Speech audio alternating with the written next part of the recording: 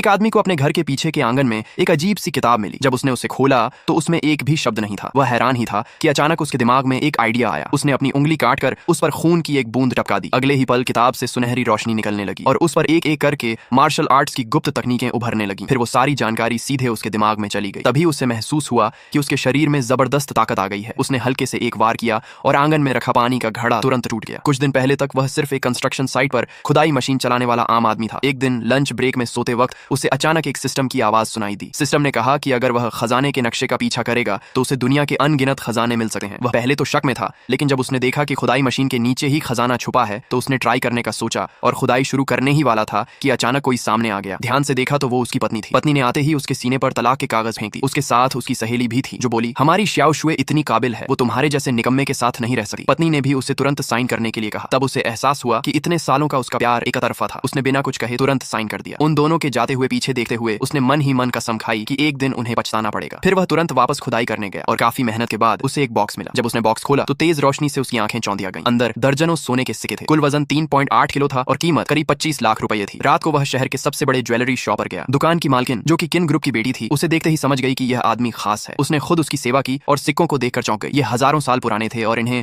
हुनिवान gold coins कहा जाता था। उसने तुरंत ऑफर दिया, एक सिक्का 80 लाख में लूंगी। यहाँ 32 सिक्के हैं, मैं सब खरीदी हूँ। लड़के ने जल्दी से हिसाब लगाया, कुल 25 करोड़ 60 लाख रुपए। वह हैरान रह गया। मालकिन को भी समझ आ गया कि यह लड़का आम नहीं है, इसलिए उसने अपना कार्ड दिया और कहा कि आगे भी ऐसा माल हो तो सीधे उसके पास आए। पैसे मिलने के बाद लड़का बहुत खुश हुआ। वह सोचने लगा कि अगर वह नक्शे के सारे खजाने ढूंढ ले तो एक दिन बहुत बड़ा आदमी बन जाएगा। अगले दिन वह अपनी माँ के लिए ढेर सारे सामान लेकर घर लौटा, लेकिन जैसे ही दरवाजा खोला उसने देखा कि उसकी एक्स वाइफ कुछ गुंडों के साथ घर में हंगामा कर रही है। असल में उसकी नई अमीर गर्लफ्रेंड ने कार खरीदने के लिए लोन लिया था, लेकिन कर्जदार के नाम पर उसी लड़के का नाम डाल दिया गया था।